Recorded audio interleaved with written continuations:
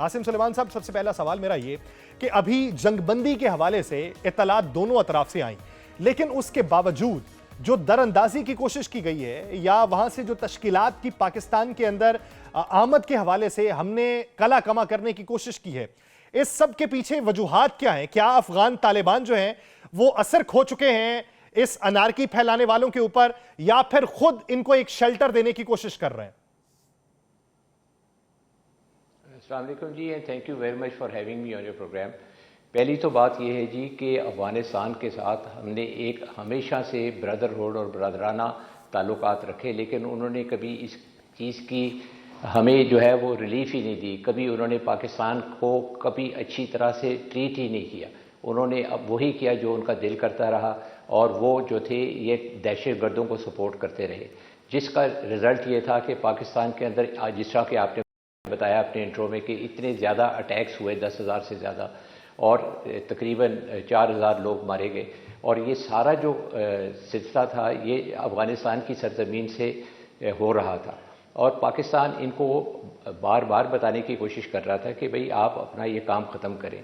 जितने हमारे इनके साथ मुआहदे हुए, जितनी भी हमारे इनके साथ एग्रीमेंट्स हुई, और जितने भी सुलह सफाई की बातें थीं, वो कोई भी बात जो है रंग ना ला सकी, और ये चीज़ जो है वो कंटिन्यू करती रही। और फिर अब फाइनली इन्होंने इंडिया के जो बलबोते के ऊपर हमें अटैक किया, और फिर ये जो अभी जो नया सिलसिला शुरू हुआ दहशत गर्दी का पाकिस्तान के इलाकों में, और फिर उसके बाद बॉर्डर के ऊपर, तो उसका तो जवाब इनको मिलना ही था। और मेरा ख्याल है कि Pakistani arm forces field marshal Asim Munir की क़यादत में बहुत अच्छी तरह से दे रही है और देती रहेगी, अगर ये अपने जो है सेंसेस में नहीं आए। और एक चीज़ याद रखें कि ये अफ़गानिस्तान का जो हमारा जो उनके साथ अच्छा एटीट्यूड रहा है, उसका कभी हमें कोई सिला नहीं मिला।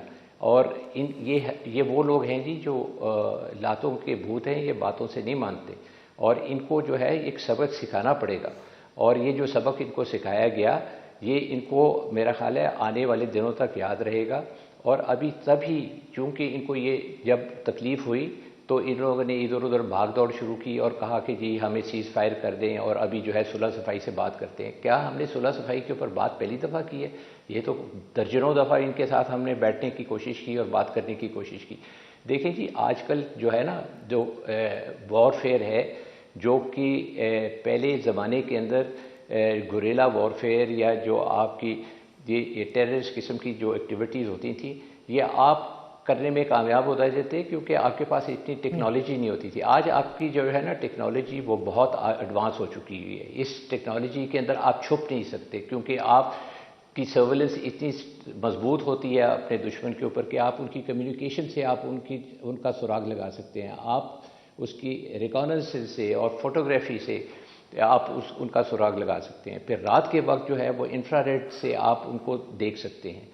अगर आप देखें कि उनके छुपने की भी आपने जो चॉइसेस हैं ख़त्म कर दी, फिर आप उनके ऊपर जब ड्रोन भेजते हैं, उसका ड्रोन का एक अपना प्रेशर होता है, क्योंकि वो अवेलेबल भी होता है और वो आपके ऊपर अटैक भी कर सकता है। और पाकिस्तान में ऐसी हमारे पास अब टेक्नोलॉजी है कि हमारे अपने ड्रोन्स हैं, और हम अपने ड्रोन्स खुद बनाते हैं, और बड़ी कामयाबी से हमने उनको इस्तेमाल भी किया है अभी रिसेंट ऑपरेशन के अंदर। अच्छा सर, एक चीज बताइएगा, दोहा का मकाम वो है जहां बैठ के अफगान तालिबान ने ये बावर करवाया था, ये यकीन दहानी करवाई थी कि हमारी सरजमीन जो है किसी और के खिलाफ इस्तेमाल नहीं होगी। अब जब बारहा इस्तेमाल हो रही है, बारहा हम शवाहिद पेश कर चुके हैं, तो क्या उस मुआहिदे को भी ज़ेरे गौर लाया जा सकता है, उसकी शिक के ऊपर भी जोर डाला जा सकता है, या फिर ये दोनों मुमालिक के जो पेचीदा ताल्लुकात हैं माजी के, सिर्फ उसी का तज़किरा होगा? देखिए जी, पहली तो बात यह है कि कोई चीज़ भी बातचीत के बगैर तो हल नहीं हो सकती। और इसके अंदर जो सबसे इम्पॉर्टेंट चीज़ होगी जो ये अभी होगा कि जी पहले तो टेररिज्म ख़त्म किया जाए, और फिर बॉर्डर के ऊपर पीस लाया जाए, ताकि ये जो है कि आगे इस तरह की एक्टिविटी नहीं हो सके। लेकिन इसकी जो उससे भी ज़्यादा ज़रूरी चीज़ है वो ये है कि जो लोग बैठ के ये डिस्कस करेंगे और जो ये एग्रीमेंट के लिए आएंगे अफ़गानिस्तान से, उनके पास ये पावर होनी चाहिए कि जी वो जो वहाँ पे डिसीजन होगा और जो एग्रीमेंट होगा वो इम्प्लीमेंट होगा। पास्ट के अंदर मोस्टली ये होता रहा कि वो कहते रहे कि हाँ जी बिल्कुल ठीक है, ہم اس سے ایگری کرتے ہیں لیکن ہم واپس جائیں گے اور بعد میں ڈسکس کریں گے اور آپ کو بتائیں گے، اور وہ کبھی امپلیمنٹ نہیں ہوئی چیزیں۔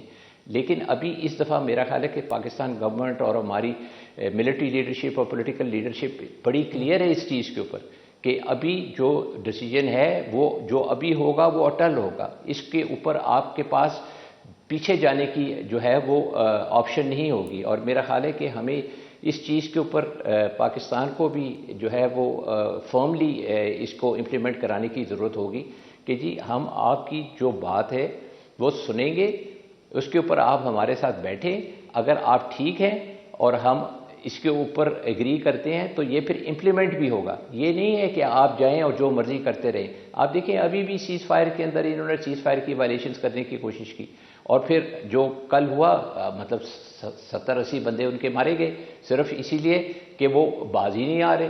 اور کون لوگ تھے؟ یہ وہی لوگ ہیں جو اکراس دا بارڈر ٹیررزم کرتے ہیں، اور یہ وہی لوگ ہیں جنہوں نے اٹیک کرنے کی کوشش کی اور وائلیشن کرنے کی کوشش کی، جس کے نتیجے میں جو ہے ان کے اوپر اٹیک کیا گیا۔ تو پاکستان نے تو یہ شروع ہی نہیں کیا، یہ شروعات بھی ان کی طرف سے ہوئی ہے، اور کس کی شے پہ ہوئی ہے یہ آپ کو معلوم ہے کہ انڈیا کی شے کے اوپر وہ یہ کرتے ہیں۔ اور آج افغانستان کے پاس ہے کیا؟ یہ ہمیشہ سے پاکستان کے بل بوتے کے اوپر اپنی جنگیں لڑتے رہے۔ آپ دیکھیں سوویٹ وار جو تھی وہ اس کے اندر کس کے کندھے پہ انہوں نے لڑ کے یہ جیتی، اور جو ان لوگوں کے اوپر جب مشکل وقت آیا ہوا تھا وہاں پہ امریکہ کا کنٹرول تھا افغانستان میں، اس وقت بھی یہ بھاگ بھاگ کے ہمارے پاس آتے تھے۔ تو آپ دیکھیں کہ ہم نے تو ہمیشہ ان کو سپورٹ کیا، اور یہ اپنے آپ کو بہادر کہتے ہیں۔ یہ کون سی بہادری ہے ان کے پاس؟ جو یہ پیغام دیتے ہیں کہ ہمارے بارے میں پوچھو، فلاں سے پوچھو، فلاں سے پوچھو، فلاں سے پوچھو، ان کو جب انتظام حکومت کے اندر وہ آ چکے ہیں تو یہ سمجھانے کی ضرورت نہیں؟ یہ جی دیکھیں انڈیا جو افغانستان ہے اس کے پاس تو کوئی فوج ہے ہی نہیں، پہلی بات تو یہ، اور جو ان کی فوج ہے وہ ریگ ٹیگ فوج ہے، وردی پہننے سے آپ فوج نہیں بن جاتے۔ تو ان کے پاس تو ایسی کوئی اسٹرینتھ ہی نہیں ہے جس کو وہ کہہ سکیں آرمی اور یہ جنگ لڑ سکیں، جنگ تو یہ لڑ نہیں سکتے۔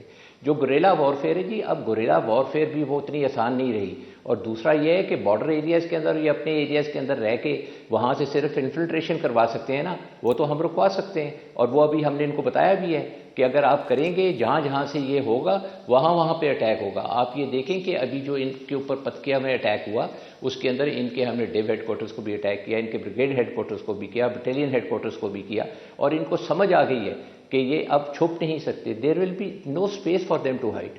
اور دوسرا آپ جو میں نے جس آپ سے پہلے عرض کیا کہ ہماری ٹیکنالوجی اتنی بدل چکی ہے اور اتنی ایڈوانس ہو چکی ہے کہ ابھی گوریلا وارفیئر بھی کوئی اتنا آسان آپشن نہیں ہے۔ اور پھر یہ جو بات کرتے ہیں کہ جی ہم نے 3 طاقتوں کو ہرایا، دیکھیں جی جب برٹش کا دور تھا، پرانا دور تھا، چٹانوں کے پیچھے چھپ کے لڑکے تھے، وہ ابھی ختم ہو گیا۔ اب چٹان کے پیچھے چھپ کے لڑنے کی کوئی آپشن ہی نہیں ہے۔ پھر اس کے بعد آ جائیں آپ سوویٹ وار کے اندر۔ سوویٹ وار کے اندر کس نے ان کو سپورٹ کیا؟ ہم نے کیا۔ ان کے جب برا وقت آیا، جب ان کے پاس 9/11 کے بعد جس وقت امریکنز نے ان کو دبوچا صحیح طرح سے، تو پھر اس وقت بھی یہ کس کے پاس روتے ہوئے آئے؟ ہمارے پاس ہے۔ تو آپ مجھے ایک بات بتائیں کہ یہ افغانز کی آج کیا ویلیو ہے؟ they don't have any value as far as the military power is concerned۔ اور یہ جو اپنے آپ کو اتنا بڑا جو بدمعاش سمجھتے ہیں وہ کیا کر سکتے ہیں؟ آپ دیکھیں کہ ابھی تھوڑا سا ہی ابھی پریشر پڑا ہے نا تو دنیا میں یہ تو بھاگنا شروع ہو گئے ہیں کہ جی جنگ ختم کرائیں، اور چلاکی ان کی ختم نہیں ہوتی کہ انڈیا کی گود میں جا کے بیٹھ جاتے ہیں اور ان کی شہر کے اوپر یہ یہاں پہ بارڈر پہ آ کے ہماری مستی کرتے ہیں۔ تو یہ دیکھیں یہ ایک اچھے ہمسائے کا اور ایک بردرلی کنٹری کا یہ آپ کے ساتھ ایٹیٹیوڈ نہیں ہوتا، اور جو ہم نے ان کے ساتھ کیا انہوں نے تو ہمارے ساتھ بہت زیادتی کی ہے، انہوں نے تو کم ظرفی دکھائی ہے، اور انہوں نے تو ہمارے ساتھ جو ہے آئی وڈ سے انہوں نے کبھی بھی اپنے دل سے ہمیں جو ہے اس طرح بھائی یا مسلمان تسلیم نہیں کیا۔ ویسے یہ مسلمانیت کے جو ہے گیت گاتے ہیں کہ جی ہم یہ ہیں۔ اچھا سر، میرا ایک آخری سوال یہ کہ دوحہ میں ہونے والے جو مذاکرات ہیں ان سے ہم نتائج کتنے مثبت نکلنے کا امکان رکھ سکتے ہیں؟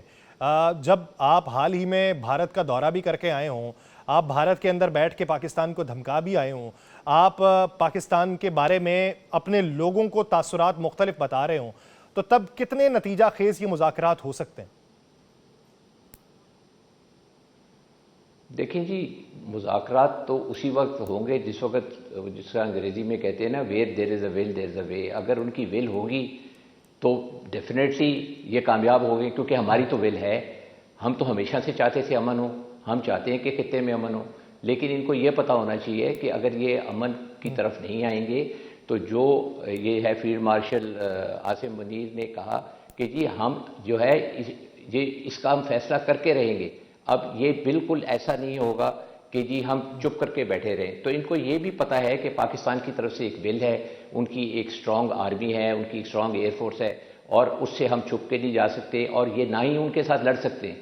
آپ دیکھیں کہ اپنے سے کتنا بڑا دشمن تھا بھارت، اس کو جو 6/7 کو سبق سکھایا ایئر فورس نے، اور 10 تاریخ کو آرمی اور ایئر فورس کا جو جوائنٹ آپریشن ہوا، اس کا کیا نتیجہ نکلا کہ وہ ٹرمپ صاحب کے پاس روتے ہوئے چلے گئے.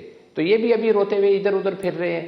اگر آج نہیں مانیں گے تو کل مان جائیں گے. دیکھیں at the end of the day یہ جو ہے مذاکرات سے ہی چیزیں حل ہوتی ہیں، یہ بیٹھے بیٹھے نہیں حل ہوگی، اور یہ جو ہے ایک دوسرے کو ڈرانے سے یا دھمکانے سے نہیں کبھی حل ہوں گی. اور باقی جائے گی بات کہ جی یہ افغانستان کہتا ہے کہ جی ہمارے پاس بھی آپشن ہے. تو آپشن کیا ہے ذرا بتا بھی دیں. وہ میرا خیال ہے کہ افغانستان کے پاس کوئی آپشن افغانستان کے نہیں پاس ہے. اس وقت آپشن نہیں ہے. ہم کو اگر قائم نہ رکھا گیا تو حال افغانستان کے لیے بہت خراب ہو سکتی ہے. بہت شکریہ.